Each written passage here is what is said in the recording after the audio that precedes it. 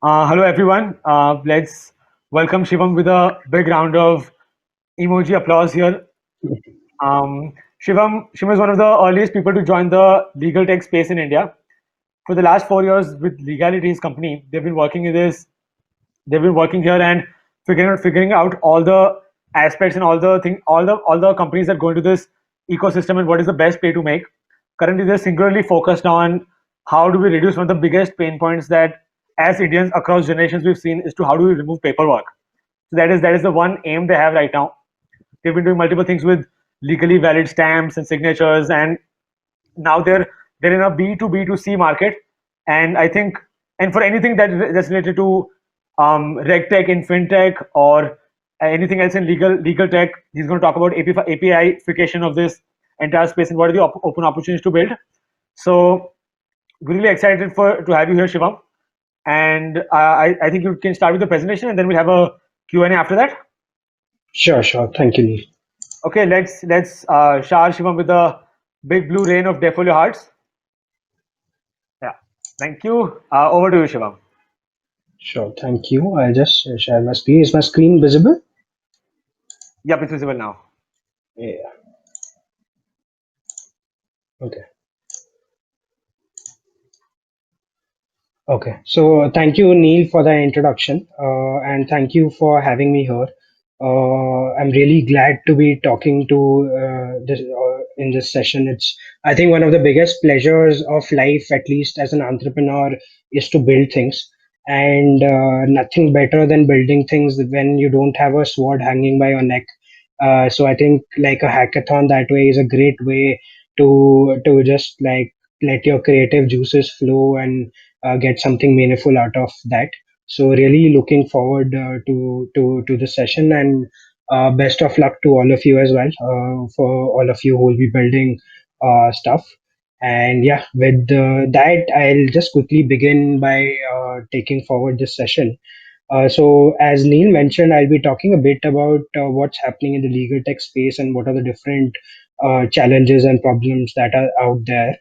And just to introduce myself, my name is Shivam Singla, and I'm the founder at Legality. By background, in terms of background, I'm untypically so for a hackathon. I'm a lawyer by education. I'm a graduate of NLS Bangalore, and I got bitten by the startup bug in the year 2014. When India was going through a food tech boom, when all Swiggy, Zomato, and all these food tech companies were just coming up. And with that, I was just amazed by how technology is solving problems in legacy industries which have been going on, doing the same stuff in the same manner for decades, and how technology is just coming and quickly changing it. So I was fascinated by that, and so based on that, I decided that in 2016 I decided to take a plunge into the startup space myself, and I started Legality with the idea of helping Indian businesses digitize their legal paperwork. And I'll talk a bit more about that going ahead. And generally, in terms of profile, my forte is product management. I'm someone who strongly believes that any innovation, an idea, a unique idea, cool idea by itself doesn't mean anything unless it solves a human problem or a organizational problem.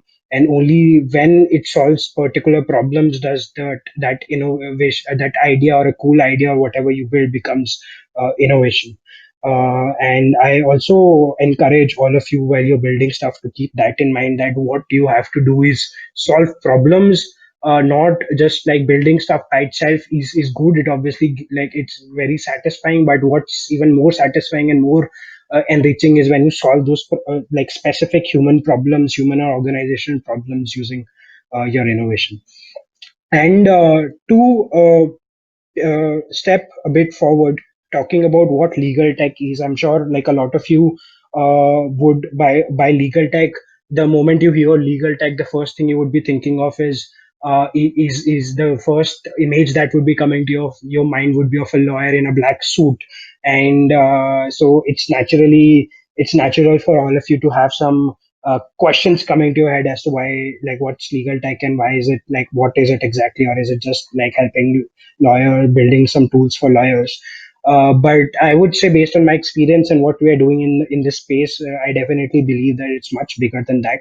I think law, if you look at what is law, law is basically a system and a framework which defines how different parties behave with each other, what's the relationship boundaries which they set, and within which boundaries they're supposed to behave. And these parties can be like either citizens among themselves, individuals between individuals, it can be between businesses, it can be between government and businesses, and like whatever this framework that defines how parties interact with each other is basically what law is, the way I look at law when I'm tackling, when I'm trying to get into what legal tech is. And if we define law like that, then what legal tech means is also becomes quite fascinating, because if law at the base is about human interactions and human relationships and the interplay around that, then that is a big part of human lives, right? Of in any country, and definitely so that there are a lot of problems around that. Obviously, we don't live in a hyper optimized world where everything, all our relationships and everything is perfect. So from that perspective, when you think about legal tech is a very wide domain, which doesn't necessarily have to be restricted to building something that directly helps a lawyer in a black suit, but it can be much more than that.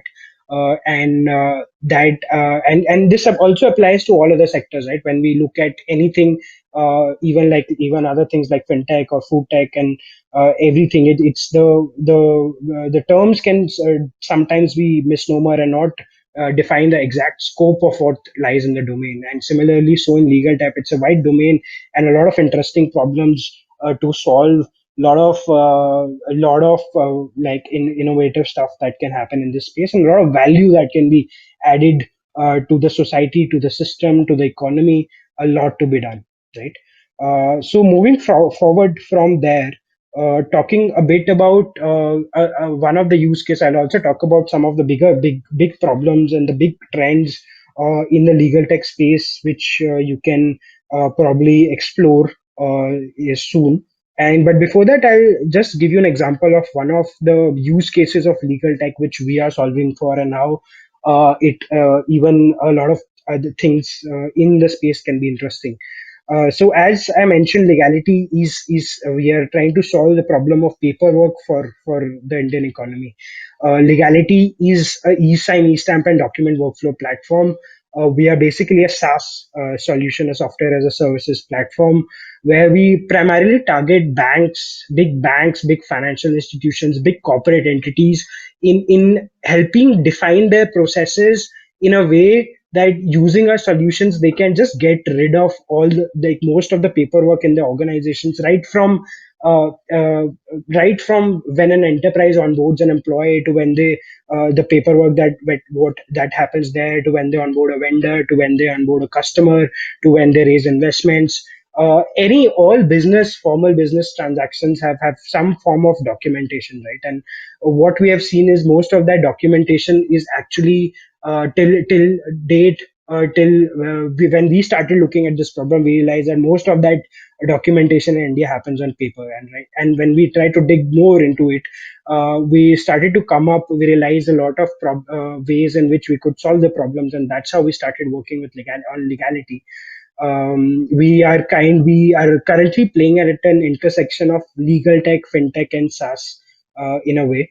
And we till date we have prevented around 10 million signatures from happening on paper. We have more than 500 clients, and this list is rapidly growing. We have some of the biggest banks, NBFCs, and financial institutions using such solutions. And an interesting part of our solution is actually a signing gateway, right? Which is a completely API driven solution, which is modeled on the concept of a payment gateway. So, how a payment gateway, I'm sure like all of you have at while paying on some e-commerce application on somewhere, have used a payment gateway where from the application you're using, within that application in there is a payment module where you just pay let's say when you click on the pay button within that application, you come to a payment gateway, you carry out the entire transaction, and once that transaction is processed by the payment gateway, you come back to the e-commerce platform, and in the back end, the business gets to know that the payment is done. So similarly, we have a signing gateway where we enable businesses to, instead of collecting payments within their application and flows, we enable businesses to collect signatures. So that means that a lot of, especially with respect to client onboarding and everything, it becomes very easy for businesses to onboard customers and other parties within their applications without any manual intervention, right? And similarly, so uh, uh, and this is something we don't, and as I said, our target market is large institutions, large corporate entities, and we don't actually solve for the lawyer in the black suit, right? We solve for a business, and that is, this just is an example of how there is so much to do in the legal tech domain. When you look at, when you try to look at it from a relationship perspective as to how you have to solve problems around relationship between parties. um, so, um, uh, and with, since it's a hackathon, and we I was also discussing with Neil that if some of you want to explore our APIs and build something on the top of that, within, if you want to build something in which you want to integrate these things, you can definitely. I'm sure Neil will just give you the process of how you can just ask for an access to that, and we can just give you that access to the signing gateway, using which you can just build, if you're building something, and if you think that there's, you need to add something like a signing solution in that, you can do that. So yeah. And just moving forward from that to some of the bigger trends that are happening in the legal tech industry, and some of the bigger problems that we are seeing that people are trying to solve, and which need to be solved, is one of the biggest problems is with respect to data. In fact, legal tech, we generally say that most problems in the legal tech domain are data problems. One of the biggest problem being with respect to collection and collation of data, because a lot of data, like with respect to, when you talk about legal documents, you a lot of information with respect to the laws, the rules, the regulations, the judgments, the application statuses, etc. A lot of them are available on government websites, and and the way the government websites work, obviously all of us know how non-optimized manners those websites work in, and how non-uniform they are, and how clunky they are, and how hard it is to get something done very quickly from most of those government websites. And in a lot of use cases, we have seen that this is something, if building solutions around just the collection of data from government websites, from openly available data sources, from by scraping the web and everything, is a lot of problems in this space revolve around this. So we have seen that in the legal tech industry, we are already seeing some solutions which are working on solving this problem. We have a good startup named ProWakil, who's actually solving a problem for lawyers, where when they visit various courts, it's very hard for the lawyers to actually track how the what when their cases are listed in different courts, because all these date sheets are available on different court websites. So those guys just scrape all those government websites and keep a central database, a centrally updated database. When the end user, the lawyer, just needs to input the particular case number once, and the app constantly keeps on updating the lawyer with respect to what's happening on the, if there's a new order for that case, if there's a new time date which has been posted and stuff like that. So data, if a lot of things around data, and it doesn't, as I said, this doesn't necessarily have to be restricted to solving problems for lawyers, right? Even as a citizen, there are a lot of application statuses, right? From, let's say, I don't know, something you want to know a status of your PAN, or you want to know a status of your passport, or some of these, or any status, right? I'm like, even if you look at it from a citizen perspective, there are a lot of problems that can be solved there. And so that's the one of the biggest problems out there in legal tech right now. Second is with respect to data readability.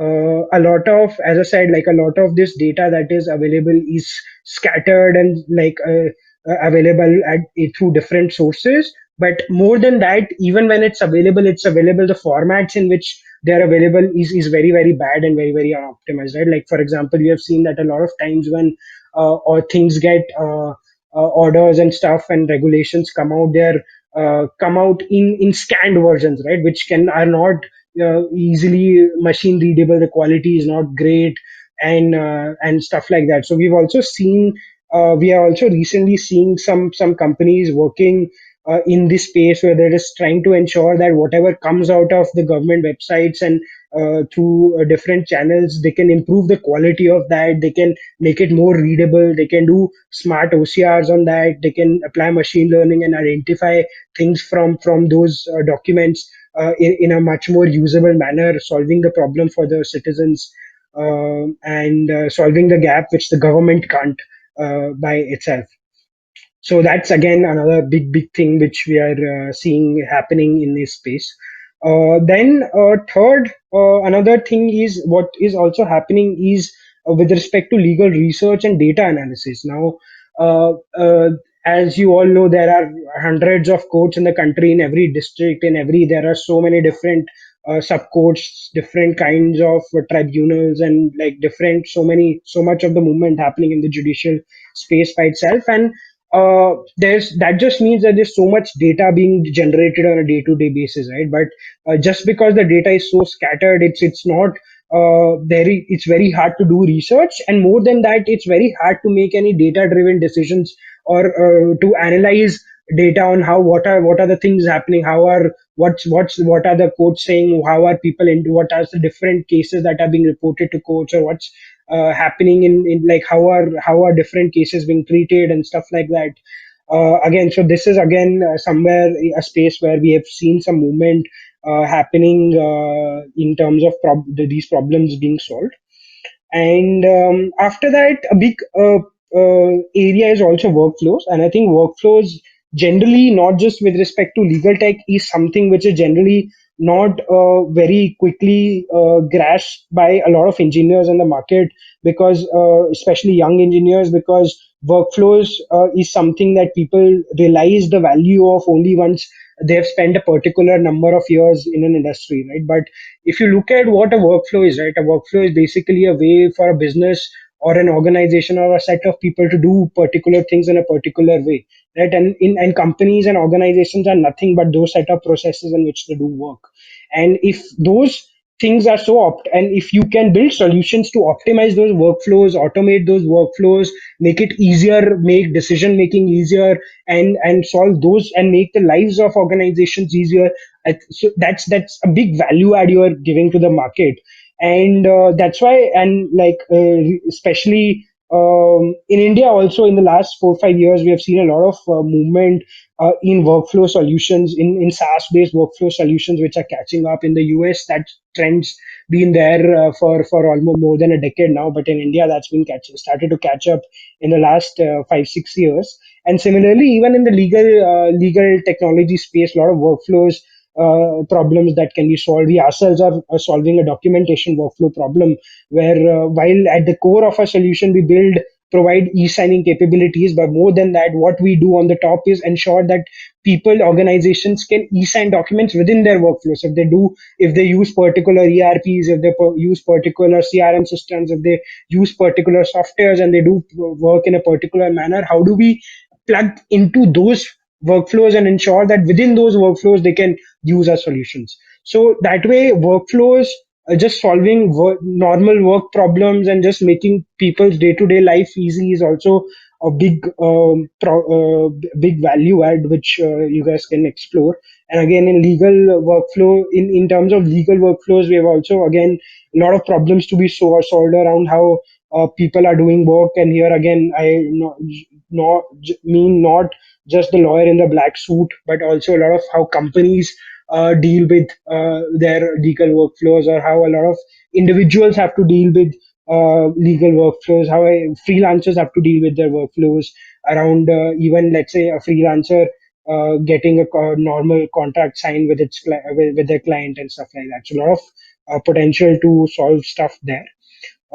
Then one another field being the KYC and the verification space, which again, this is a space which has actually been quite hot for the last 4 or 5 years in India, especially with the entire fintech boom and the India stack, with the launch of the India stack, where till now most of the verification, when especially in the financial space, whenever they onboard a customer or a partner, there's a lot of K- KYC. KYC stands for Know Your Customer, and a lot of KYC stuff and verification stuff that is done before building their relationships. And till now, for at least till the last 2 3 years, at least most of the industry has been stuck to very archaic, paper-driven, very physical processes, right? And in the last 3 4 years, we have started to see a lot of movement in terms of people building smart solutions in being able to identify, do stuff like building, like just identifying whether the photo of a PAN card, just by looking at, by processing a photo of the PAN card, identifying whether the PAN card is actually legitimate or there is some morphing that has been done to the photo of the PAN card, or whether the photo of the customer when being clicked in the application is a live photo, and stuff, a lot of stuff around that, and also verification of identity, right, of credentials, right? Like a lot of in a lot of use cases, we have seen that companies want solutions where, if they, let's say, I want to give a loan to someone, and I want to do a due diligence on that person, whether that person has some criminal cases against them or has some news reports talking about them. They want to just do a quick search and identify if there's something to be flagged on that person. So a lot of stuff around that. Obviously, India Stack with a lot of applications being built on the top of India Stack and DigiLocker. As I said, these some of these things, especially in the KYC verification space, have been hot for the last 4 5 years. But still a lot of problems that can be solved in this space as well. Then another one being e-discovery and due diligence, which mostly relates to how trying to analyze existing documents and contracts and trying to create trends out of that, or flagging asymmetric information, or like, let's say for example, we have seen cases where people are building stuff to identify whether, if an organization sets a particular standard for a clause in a document, then analyzing all the documents of all the contracts of that particular organization to identify if there is a clause which doesn't meet requirements as per the standard and stuff like that. And generally, just like going through a lot of documents, lot of data, a lot of numbers to identify if something's wrong or if standards are being followed. And yeah, so a lot of stuff there as well. And apart from that, we've also seen some movement in uh, people starting to build solutions around alternative dispute resolutions, online dispute resolutions, where they're trying to replace the entire court mechanism and build third-party platforms where parties agree to submit their disputes and get their disputes solved faster than the entire court mechanism. A lot of movement in this space in the last 1 year, especially.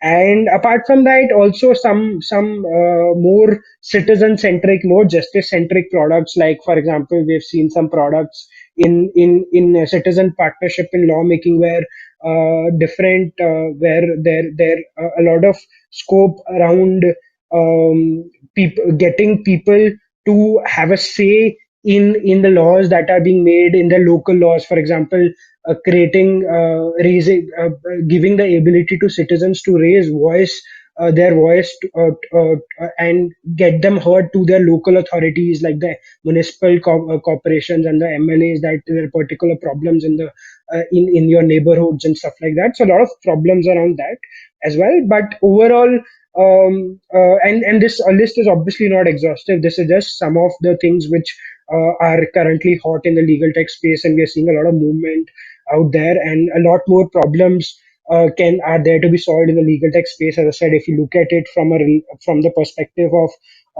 just trying to solve problems around relationships between parties, a lot of problems can be identified and solved for. And I think that's more or less what I wanted to talk about. And I'll end it by just sharing this quote, which I love, which I'm sure some of you must have heard. Is make something people want, which is a quote of is the tagline of Y Combinator. But the idea being, as I said, innovation is innovation when it solves a particular problem. So do things, make things that people want, and people are it really makes the lives of people easier. So yeah, and with that, I think that's all I have for now. Neil, over to you. Hi, thanks a lot for the great introduction to the entire legal tech sphere here. It was great about I was just specifically stuck to a last point, which is about um, how relationships and governance and legal tech intersect. And like that particular problem is Right. not really a legal problem. It is a software based communication layer that you can plug on top of existing relationships between us and our local representatives. So yeah, Right. I think we had some great projects on that and about how do you at a very local level, how do you make your voices heard? So I Right. think that's also a great prompt for people to build, which might not be completely purely legal tech, but on the Hmm. legal regulation and governance space, that's one big glaring hole as of now. We still have some more time, so anybody here, feel free to drop in questions in the Q&A tab under session, and we'll just take them up one by one. Before that, yeah, one question I had was, when do you actually need signing in a any sort of software tool? Like a lot of times, what people and all of our viewers would also have seen, you just click on a terms and conditions checkbox Hmm. and you move Hmm. on. Hmm. Sometimes you get into something like hello sign and you give a graphical Hmm. signature, and for sometimes you uh, use your phone to authenticate your identity and sign using Aadhaar. So I think Right. what are the layers in which these products on the web work, and what signatures go where, and what is your general bird's eye view of how to organize and build in this particular space? Right. Right. So Neil, with respect to, as you said, a lot of lightweight applications normally work on the TNC concept, where they typically just show a particular terms of conditions to the customers and ask them to click on press. And while that makes a particular log in the background, and it works for it works beautifully for simple use cases in for example e-commerce, right, where all you need to do, where the idea of that TNC just to because people developers do it because they have seen it everywhere, people doing it, and that's why they put it just as a checklist, right, and they don't really put a lot of thought into it as to why that happens and why are they even doing it. But wherever the relationship becomes slightly more formal, there's much slightly more at stake. Uh, in those cases, it becomes slightly problematic to rely on traditional terms and conditions and click wrap agreements where you just click on the press button, because the primary idea being that they're not very auditable, right? Like, because if something goes wrong, you will the hardest part is to prove that something like this existed or something like this happened, or these are the exact same terms which the customer agreed to, or even if the customer even understood what he did, right? And so we have seen a lot of problems around that. And so where something like what a signing solution comes in is where the relationship is a little more formal, where you want to safeguard your rights, or there are some legal obligations, or you want to, or some consent waivers or something which you need to you want to take expressly and safeguard your interests. That is where we see signing solutions being implemented, and that's why I said most of our clients operate in the banking and the financial services space, where they don't want to rely on a TNC kind of a solution, because they want a properly audited mechanism where if something goes wrong, they have something that they can easily prove in court. Yeah, So that's the yeah, please. no, no, yeah. So that's the core places where e-signing works over TNCs. Yeah, so we'll drop a short piece about that in our Discord also, just in case anybody, just so we can make sure that our Right, projects also know what they're doing and why they're doing it. So that's right, that's a that's a good piece about that. One more thing is, you also mentioned online dispute resolution. And Right. like now that everything is virtual, a lot of courts are have also gone virtual. Right. And right now they use these hacky tools. Do you think there are Right. and now that Zoom also has APIs which you can integrate into your product, and Mm, mm, we're expecting this to be a longer term trend where a mm. lot of these things will happen virtually. Like, what are the specific places you think that are open opportunities in this space? Like, is there a code management or whatever, Mm, code flow mhm. management software, or which has integrated video and documentation? Like, can you just describe what you think, what Yeah. your views are on that specific case? Yeah, yeah. So Neil, you correctly pointed out about the case court management system. There's something called court management systems. Especially as a lot of movement is happening in this space in the West.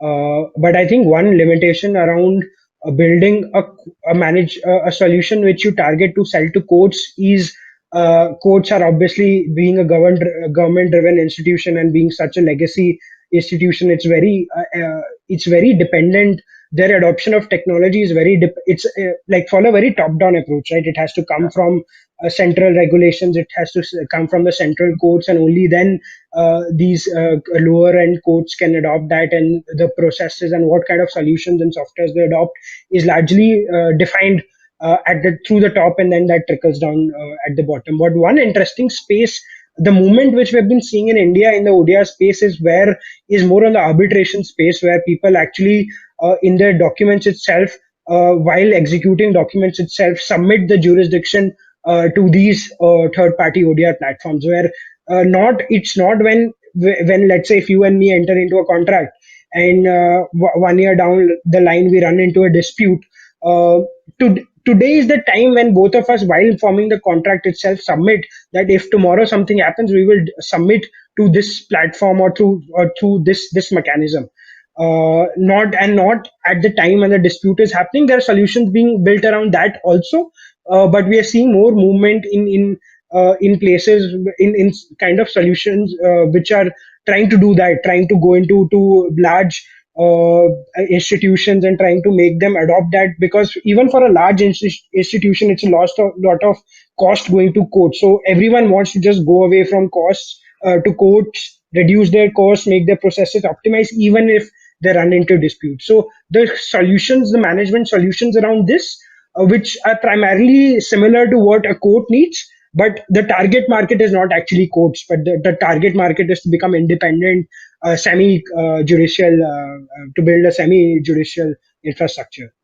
Yeah, so that's like the general rule where before you're actually able to sell to governments and courts, you can Hmm. optimize whatever is for the closest alternative, which is private, and then you can make your way up eventually. Right, right, right.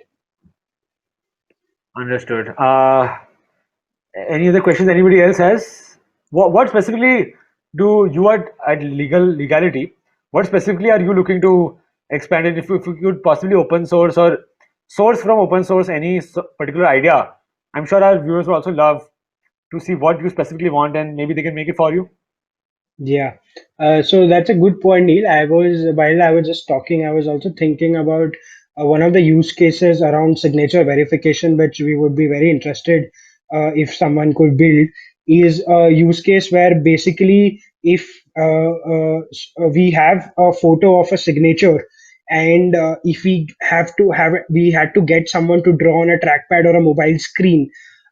If we could build a machine learning based solution to be able to identify the match percentages and the accuracy and the percentages at which both the signatures meet, something like that would be very interesting for us to look at a signature verification solution, basically. Yeah, because right now I think the way it mostly works is people just compare by eye, and Yeah, it's yeah, just yeah. a human-based approach. Right, So I think there's a lot of right. things that are yet to be yet to even be touched by digitization, especially in this space. Laws have been sort of like law and regulation government. They have been sort of slow to move towards these sort of big changes. True, Yeah. true, true. So we have a question from P. Krishna from Veritas. Is could you give some insight on the pain points of cliched lawyers, the ones in black suits? Right. So Some of I think one of the biggest problems for the cliched lawyers is obviously like manage their workflow management of how they manage their cases, how they manage how they track their cases, how they track communication with respect to the cases with the clients, how do their clients get to know what's happening with the cases, how do they track what's happening, how do they associate different kind of documents with those cases, and how do they, so basically the entire space around the case management and basically the ERP for a lawyer is something I think is the biggest problem which you could solve for a black suit lawyer. And because that's a large space, I think there are lakhs of lawyers in the country, and not a lot of them have any sophisticated tools to manage their offices. So a lot of both at the lower end of the market for smaller individual lawyers or smaller law firms, and even for the larger law firms and larger law offices, I think that's a problem. That is a big problem, and there's a lot of potential to solve that there. Yeah, so I'll just add on to a few points there because I've been some version of a black suit lawyer before. So that one on the practice management, like for cases, people have already pretty much started adopting Pro Vakil. It's an app which tells them all the status of all the cases they have in all of the codes, what is the time it's going to come, what is the file number, all of those details. I think there are also better solutions now for document management and within offices. I think one open opportunity here is just like there are a lot of these tools that have been made for influencers who have multiple sources coming from multiple clients at the same time, which basically manage payments because non-payment from clients is a big problem in the litigating black suit lawyer space. Their clients, like especially if you're an independent lawyer working with individuals, payments is always a big problem. So how do you track? Maybe there's something to be made on the use case of seeing a projected income based on the number of hearings, see what money is already coming, what money is yet to come, make being able to send reminders through this platform, and maybe all the data could be collected and aggregated and put into a income tax ITR generation platform, just to simplify the entire practice and money management side for litigating lawyers. So that's one thing I've been personally thinking about a lot because that still seems to be an open problem. Do you know of any solutions that exist like that, which are already currently in the market? So I think there is a software called Pay, which I've recently come across, which tries to solve this problem. But I think that's still they're also still experimenting. But I think that attacks the problem you're talking about. But again, this like all of these problems are huge problems, right? Like one company doing a particular solving a particular aspect of the problem doesn't mean you can everything is solved. There are hundreds of problems to be solved, even like in a very small space.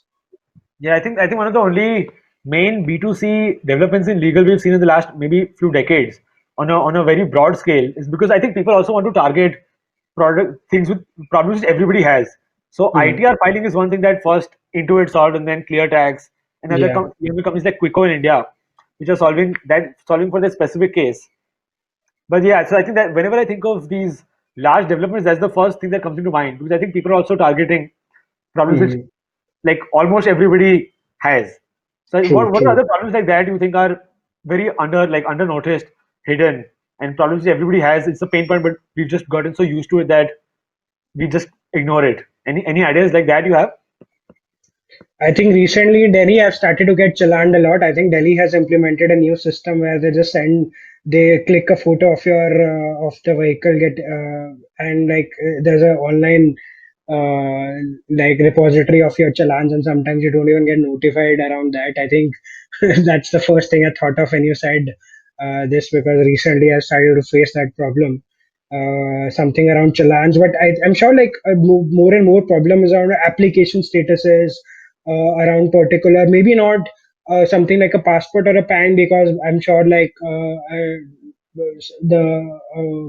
UXs for that are already slightly optimized given how the scale they are working in. But I'm sure a lot of application statuses in the new and new institutions and for a new different kind of stuff would be something which is not very optimized yet.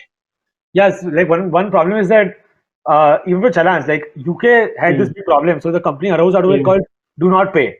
Right, right, So what they do is they file automatic appeals to any challan you get.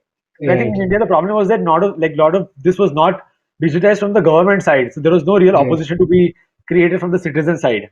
But I think right. as the government gets more efficient, as there's more number plate capturing, as there's more face grabbing, Yeah, these sort of solutions there's going to be a big market for. yeah. Um, yeah, I think that's pretty much it from my side. My side. Any concluding thoughts from you? Any final suggestions for our contestants, for our applicants and our teams? I'll just also drop it to all the 2,000 people. Okay, there's one more question here. Can you mention more about signature matching? Maybe they're interested in this specific use case. So if you could just put in some specs or some inspirations to look at, they'll get a better idea of how to actually go around making it and what are the requirements from your end. Okay, okay. So with respect to signature matching, the problem we are looking to solve is basically what we have. As I said, we have a e-signing solution where we offer different types of e-signs.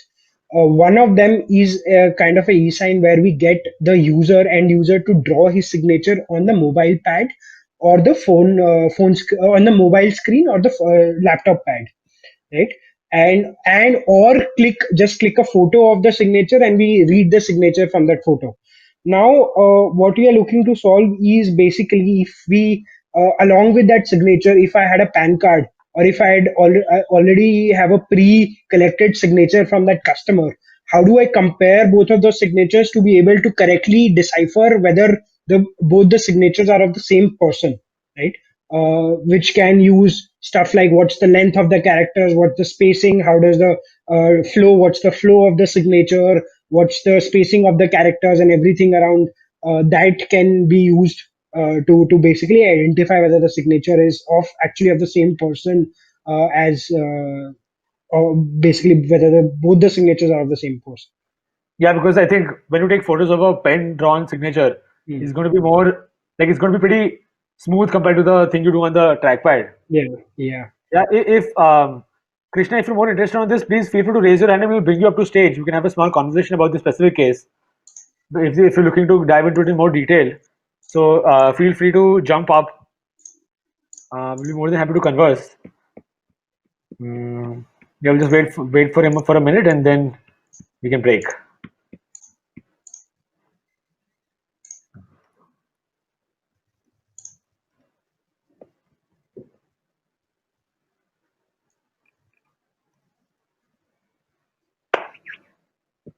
Yeah, as I said, as you were talking before, any concluding notes you have for people here? Any final recommendations? Any final demands? Anything you have from your side to pass on to our any specific sources of reading? How do you keep up with this legal tech space? So, is there anything like that? With respect to reading, I think that's also an interesting problem to solve, because I don't think there is any single source for all of this information. So I'm sure that's also a problem that can be solved. Hi, Krishna. Oh, hi guys. So this was a great session. Thanks. I mean, a lot of insights. I was looking into some of these problems. If legality could, what those guys are already doing, and I was more interested in the the cliched lawyers problem points. But Mm.